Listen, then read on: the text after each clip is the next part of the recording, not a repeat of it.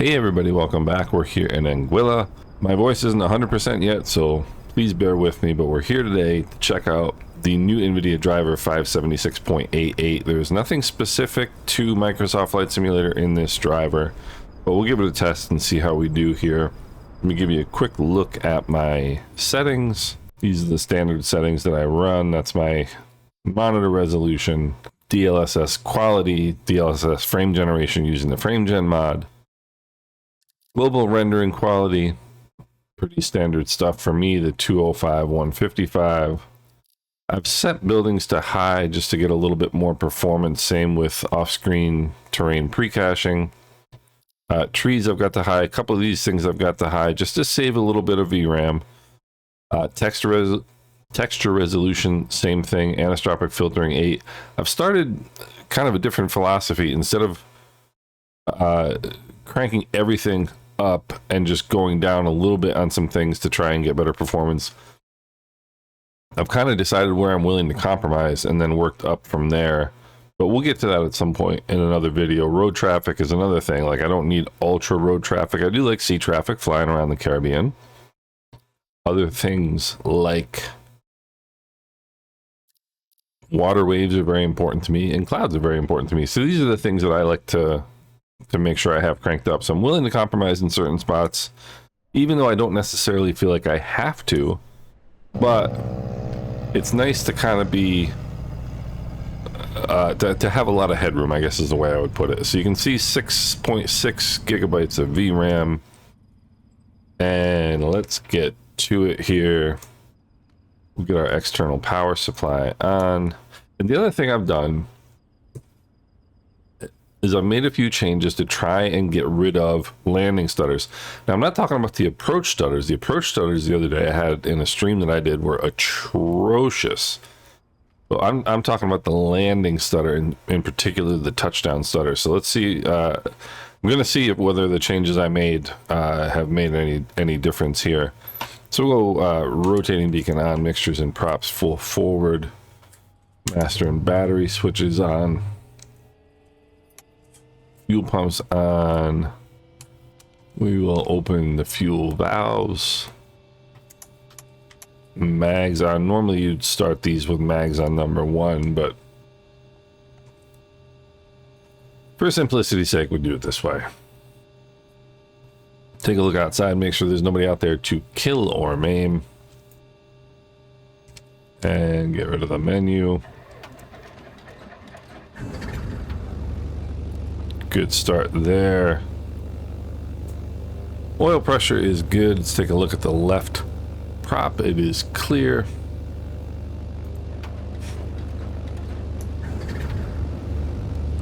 Left engine, good start.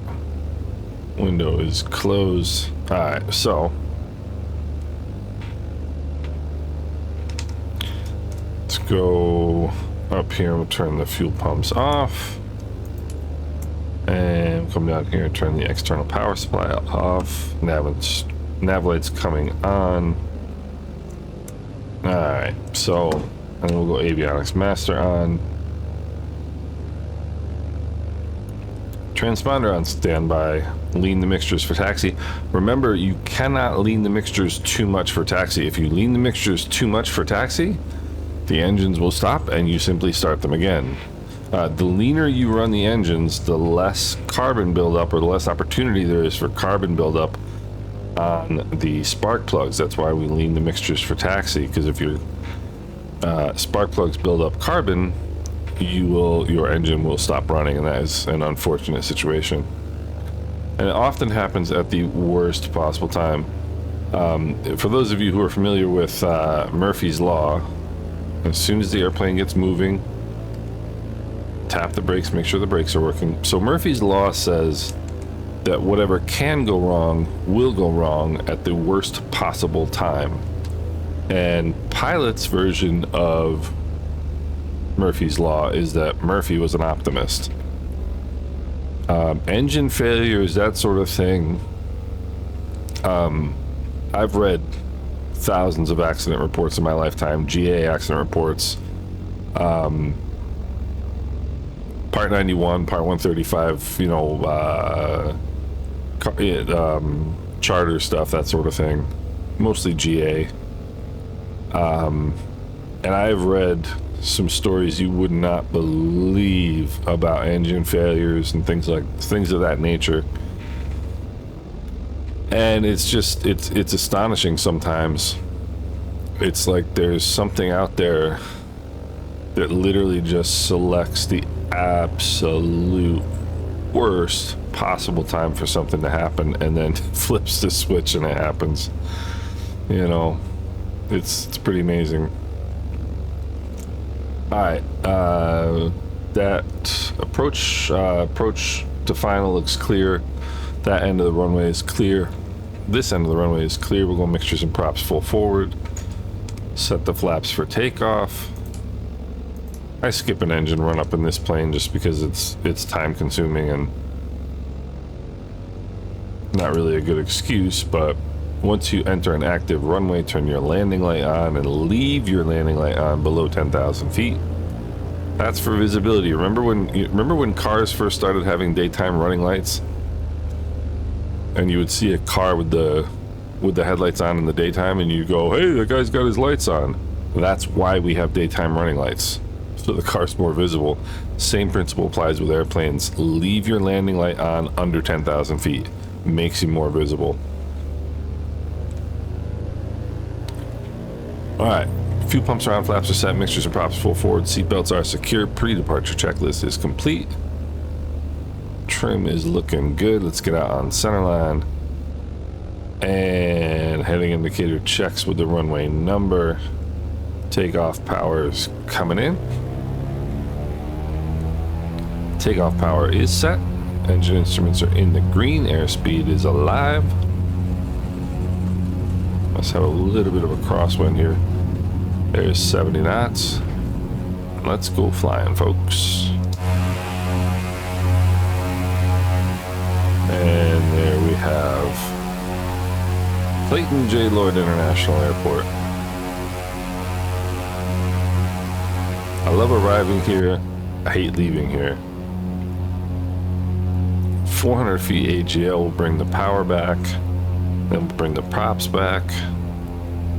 The reason you bring the power back first, the manifold pressure back first, is you don't want the manifold pressure over the RPM. In other words, like 25 is cool. 2,500 RPM and 28 inches of manifold pressure is not cool. And I climb at a target airspeed, and I'm climbing at 100 knots, and the reason you do that is two things: for visibility, number one, and number two, the faster you're going, you get a little bit more air into your engines, and of course these engines are air cooled. There's a little stutter. We'll see. This one, bring the flaps up. This one I'm curious about because I had some appalling stutters the other day in a stream that I did, and it's been a long time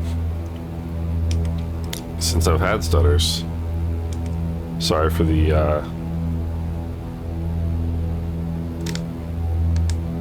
head motion there. Let's put in a little rudder trim.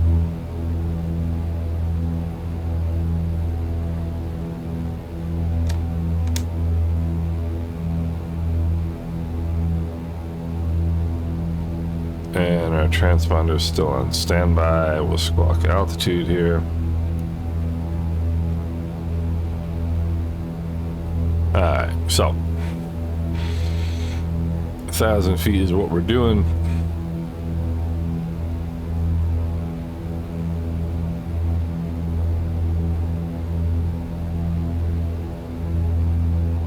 Okay. So I really don't know what's going to happen with this driver. I genuinely don't know.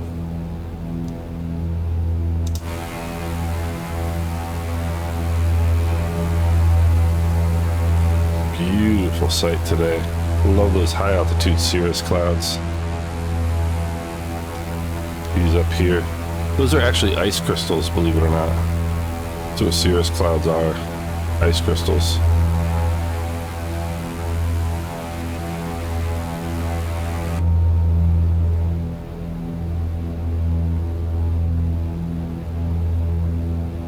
Is there any place else on Earth that you would rather be?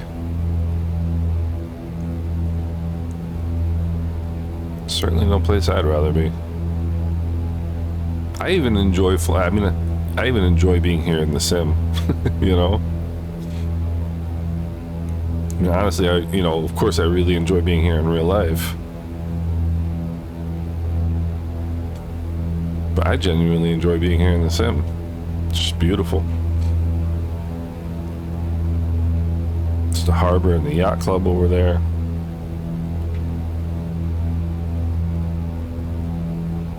We're wrestling with some updrafts and downdrafts today.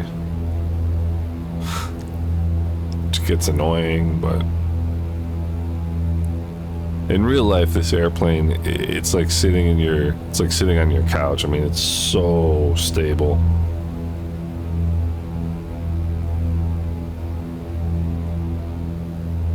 You get it trimmed out and it just sits there perfectly. So I have the stock Princess Juliana Airport loaded today because I also have the SLH Sim Designs Grand Cas loaded. And now we're in a nosedive again. Or recovering from a uncommanded climb, one of the two.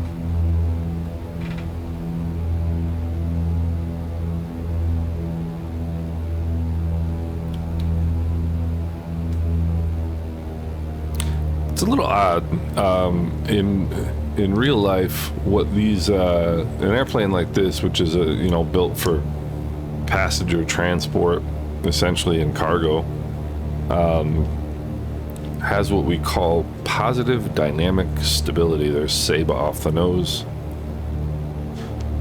And what positive dynamic stability is that it basically means the airplane is more inclined to be stable than unstable. When you start to get oscillations in pitch, in other words, the nose coming up and down, fuel pumps are on. Bring the power back a little bit more. The nose coming up and down, you will get check final here. The oscillations will become smaller and smaller as time goes on, and the airplane will return to a stable state, as opposed to something like the Extra 300, like an aerobatic airplane. You don't want a stable aerobatic airplane. The entire point of an aerobatic airplane is to be unstable. There's the white arc, put the second latch of flaps in. And now I'll bring in some power to keep. So I like 80 knots and about 400 feet a minute in this airplane is what I'm looking for.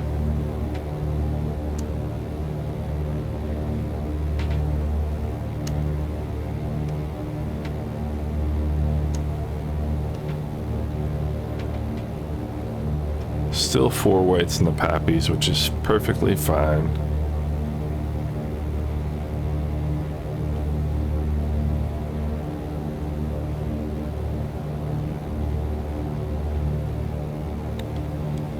There we go, 80 knots, pretty much perfect.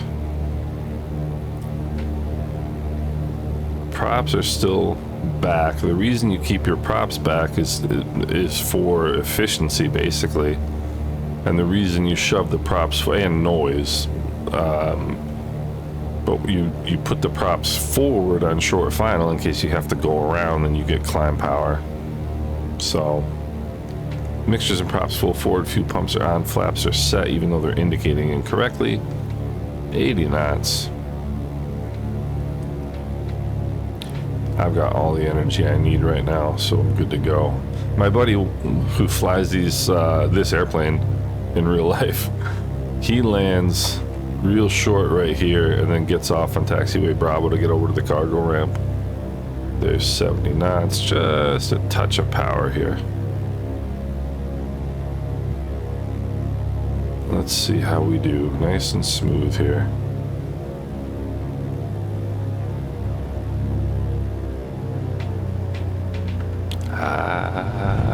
Yeah. I mean, that was a smooth touchdown. No stutter at all. No hesitation, nothing. Let's check our trim. I don't mind being nose up for takeoff, and the trim. Set the flaps up for takeoff. Mixtures and props full forward. There was a little stutter right there. I don't know. Takeoff power is set. Engine instruments are in the green. Airspeed's alive. 70 knots. And being as nose up trimmed as we are, it's going to take off beautifully.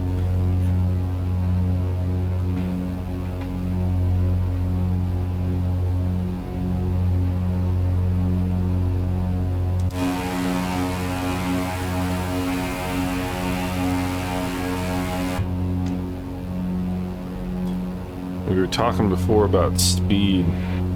So at 80 knots, obviously you're moving through the air slower than you are at 100 knots. And you saw when we were at 80 knots, let me get back to 80 knots here real quick. That's about the pitch attitude for 80 knots. You can't see over the nose, right? So you want to pitch down. In most GA airplanes, 100 knots is pretty good. And it'll allow you to see over the nose better. Of course, if I pull the power and the props back a little bit, that's going to help. It'll allow you to see over the nose better, and it gives you better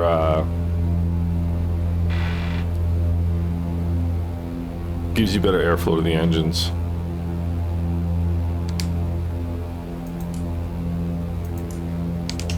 Alright.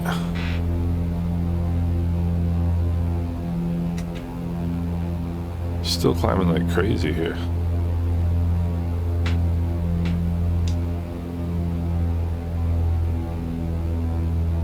And you want to climb at a target airspeed rather than a target vertical speed, at least most of the time. Sometimes if you're doing an IFR departure and there's a required vertical climb rate, then obviously you have to make sure you hit that, right? But generally speaking, you want to climb at a target airspeed, and the reason is you want to get whatever performance the engines are going to give you on that particular day, right? And on it's hot and humid down here, and those are two things that engines don't like: heat and humidity. More specifically, heat. As we see Philipsburg there, the capital of Dutch St. Martin.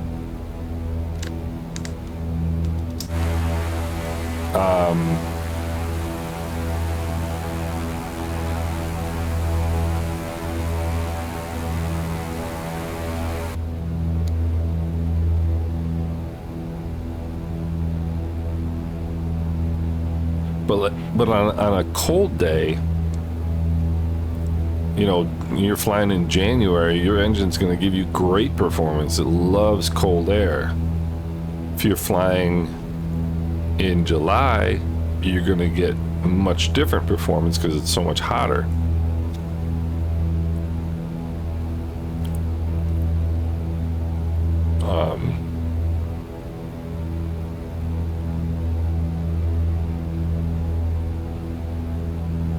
Cold air is more condensed than hot air, therefore there's more air molecules, and it's going to give more air to the engine. Also better cooling, which is helpful.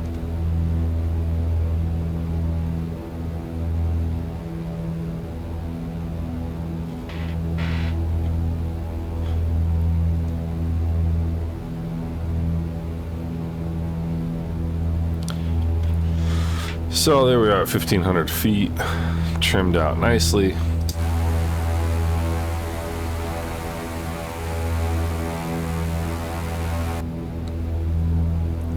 So I've noticed a lot of stuttering issues in Sim Update 2 over the past maybe 3 weeks or so. 3-4 weeks, I'd say. A lot of different people online, a lot of streamers, you know, my own experience. I've had a very, very smooth experience with Flight Sim 24.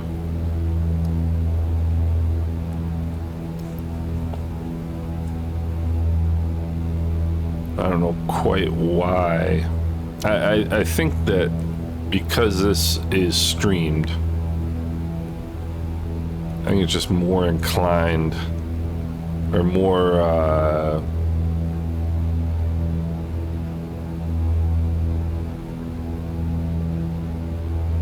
susceptible to server side issues, you know.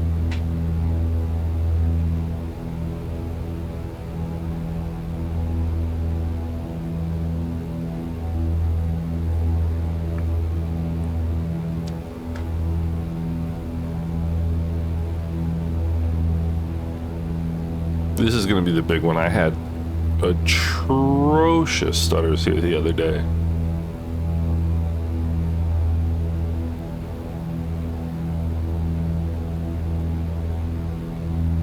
I love a steady state airplane. Feels so good.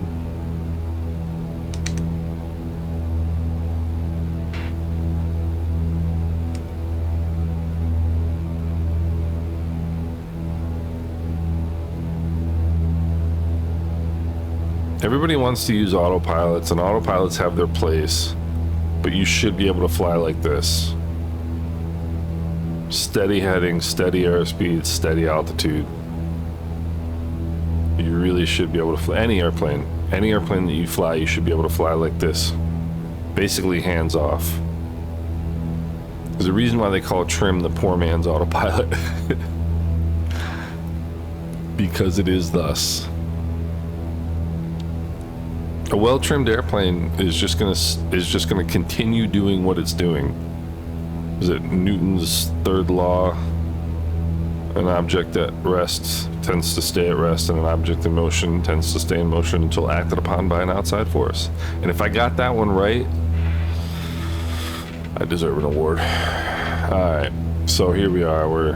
We've got Sugarloaf right out in front of us. That's that rock out there. I want to bring the power back right to 1500 because we want to aggressively get back to our target airspeed here.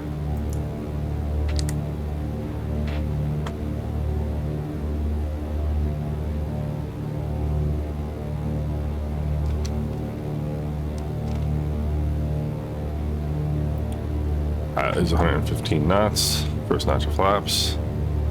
I'm gonna power back to like 1300 and just hold. The way you slow down an airplane is pull the power and maintain altitude. That's how you slow down in an airplane, in any airplane.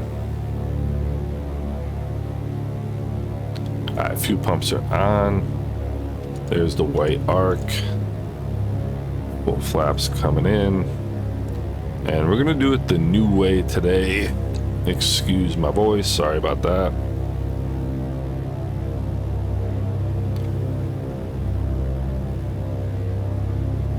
And the new way is coming straight on. Most of the old timers come off to the left here, and we're low. So what I'm going to do right now, I'm going to add some power. I'm going to get myself trimmed for 80 knots because that's the airspeed that I want.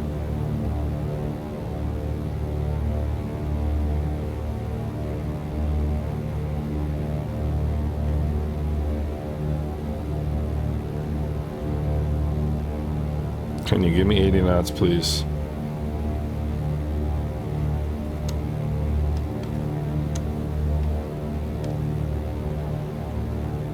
Alright. Yeah, I'm still high. Alright, now we're looking good. There's 80 knots, that's what I want.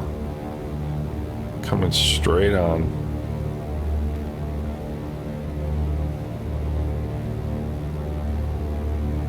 Let the nose drop just a little bit, keep that airspeed.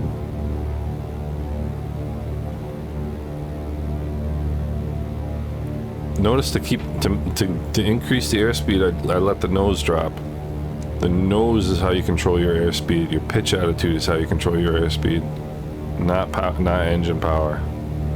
All right, mixtures and props full forward. Fuel pumps are on. Flaps are set. Seatbelts are secure. Pre-landing checklist is complete. Got a good headwind, I can tell, because it's quite easy to get low here, which means our ground speed is low, which means we have to fly at a lower vertical speed. All right, now we're gonna bring some power out. I'll wait until I see that 1-0.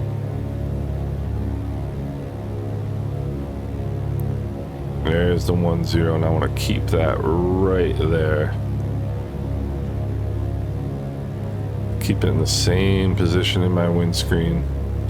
Airspeed is good. Nope, nope, nope, nope, nope.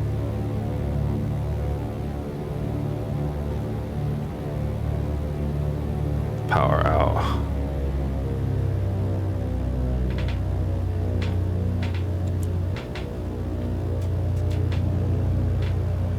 Ah, that was not good.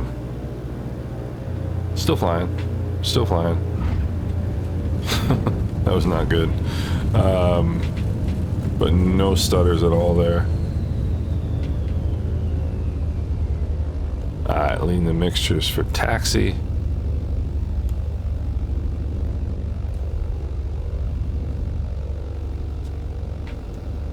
Do the victory lap. The pilots who fly in the St. Bart's, they call this the victory lap.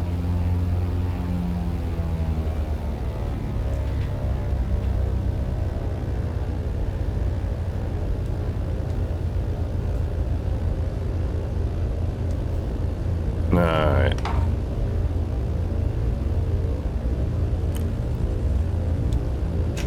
Bring the flaps up to take off. I'm gonna leave the fuel pumps on because we're going to be heading right out of here.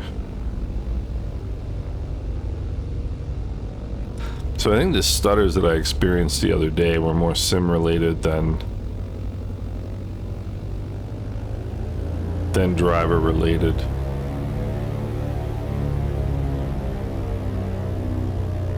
Check my trim. A little bit more nose down trim. That's my dream job right there.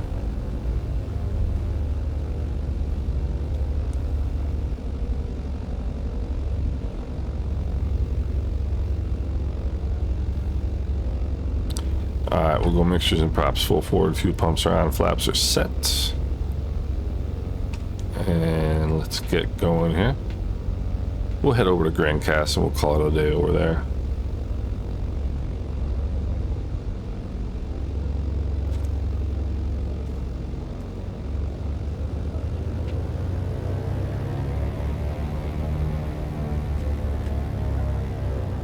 Alright. Those on the brakes, heading indicator checks with the runway number. Takeoff power is coming in. Takeoff power is set. Engine instruments are in the green. Airspeed is alive.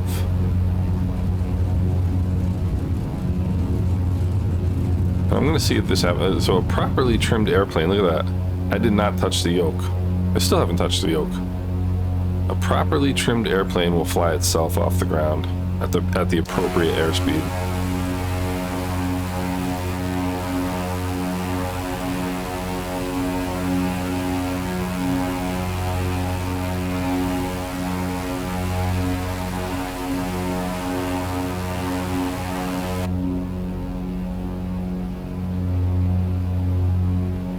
I love the water here in Flight Sim 24.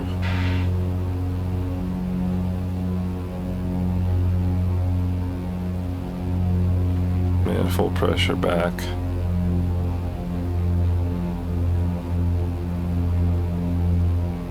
Props back. Let's get the nose down. Flaps up, 1,000 feet AGL. You turn your fuel pumps off. And let's get ourselves pitched. Well, we're not even going to really be at 100 knots for very long because we're almost at our cruise altitude already.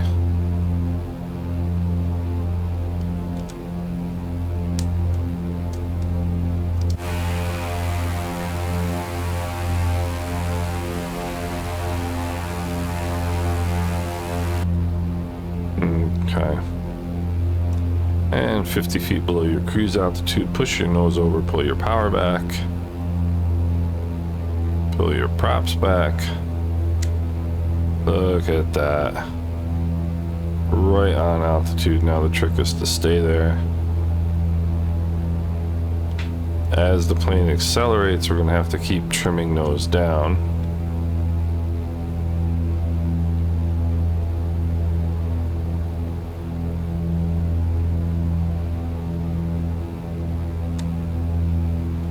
Because otherwise the plane will return to what airspeed we have it trimmed for. Remember, you trim for airspeed.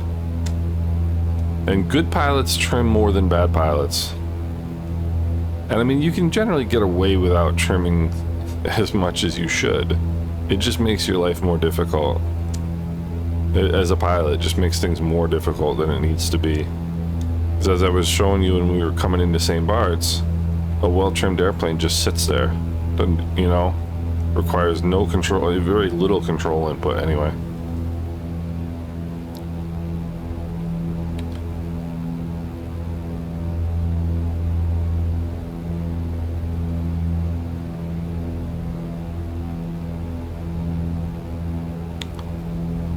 And to correct for, all right, I'll show you real quick. So see how we're at like now 300 feet up, 200 feet climb rate, right?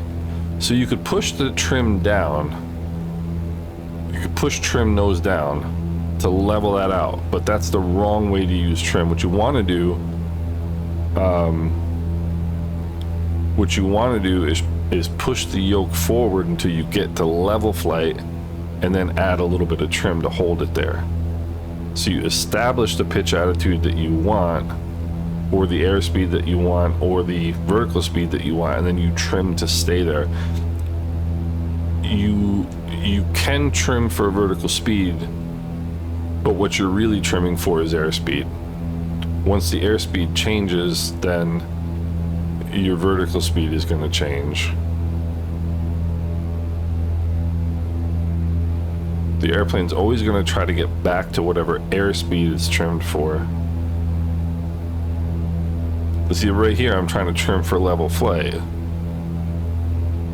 which is, in this sim, takes a week and a half.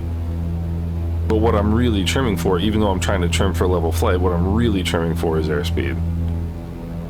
So now I'm just going to let it settle here. We'll see what we get.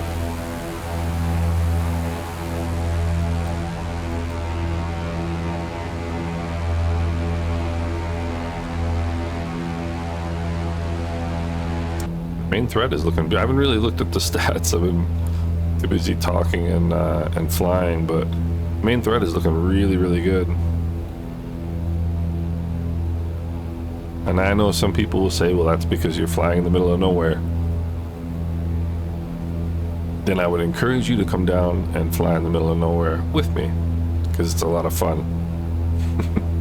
It's beautiful down here.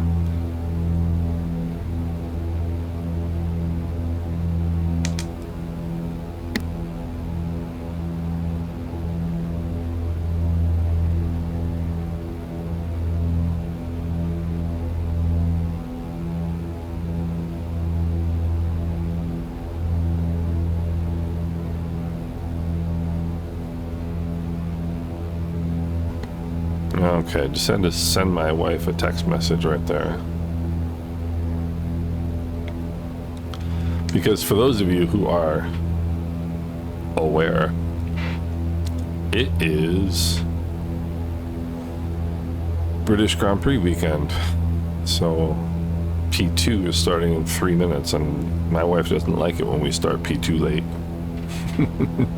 That's one of the reasons why, actually, it is the reason why I'm landing at Grand Cas and staying there as opposed to going home to Anguilla.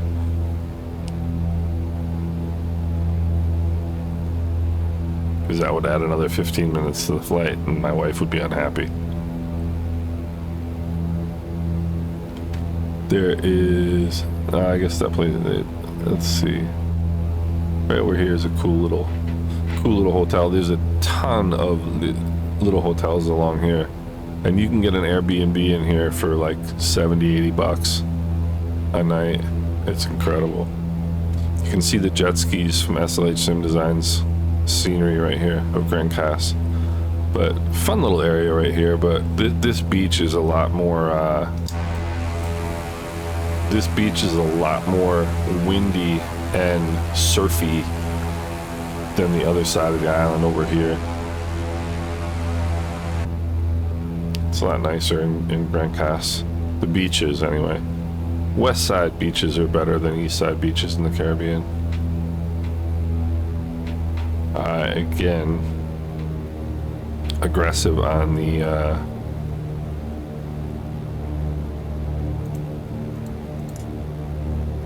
power reduction. This time I'm gonna let the plane come down a little bit.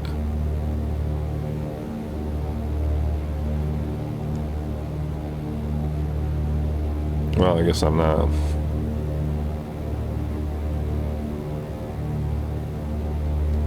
There's 115 knots, first notch of flaps. This is, I feel like I say this every time.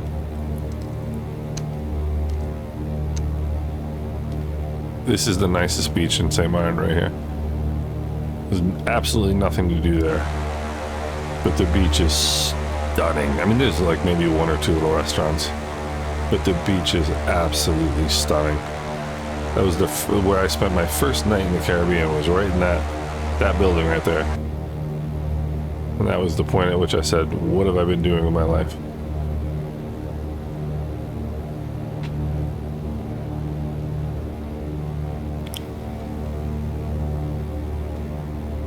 Nice look down final here. No traffic inbound.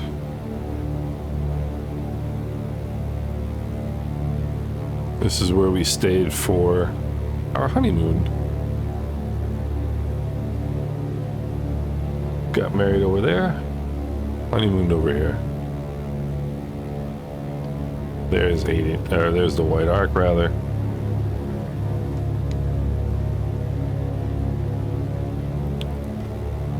Mixtures and props full forward, fuel pumps are on, flaps are set, seatbelts are secure, pre-landing checklist is complete. 80 knots is what we're looking for. GA airplanes aim for this end of the beach right here and just angle it in. Airspeed is good. I'm just keeping an eye right now on the PAPIs, the precision approach path indicator. Those are the 4 lights. This is where we stayed, like right about right here. There's a ton of great restaurants here. The 4 lights are you can see it on the left-hand side of the runway right here. That's the precision approach path indicator, because it gives you a more precise indication because there's 4 lights. The ones with 2 lights is called the VASI, the visual approach slope indicator, and that's 2 lights. Doesn't give you quite as much info. Alright, so feeling good, looking good. Now's when I'm really going to start thinking about vertical speed and airspeed. Need just a touch of power here. Good left to right crosswind. Let's get back on center line. Hello, Grand Cass. I miss you. A little bit more power here. Alrighty. Alrighty, that's beautiful. Alright, power coming out. There's again a stutter.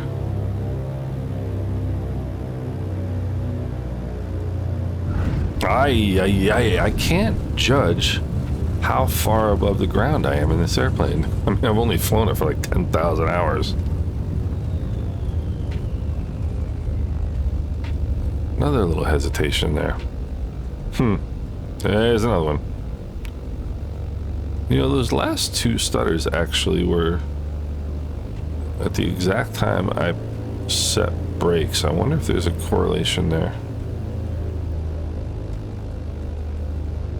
Lean the mixtures for taxi. Bring up the flaps. Open the window because it's hot out.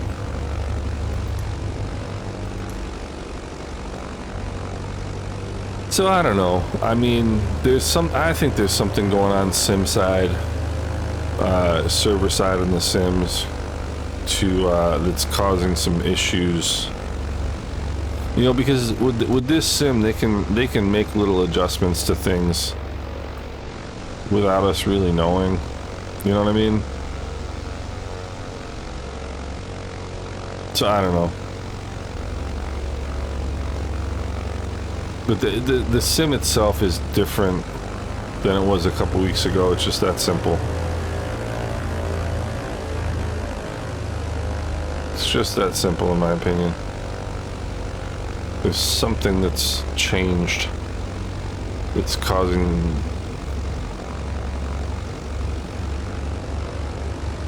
performance issues. I don't know what it is, but because I don't think anything that we just saw. Mixtures to idle, cut off, throttles are idle. It's set the parking brake, lights coming off, avionics master coming off, transponder on. Set that back to standby. You can leave your transponder on standby when you turn everything off, and that way, when you turn the airplane on, you know, when you next time you start up, you're in your transponder is where you want it to be. But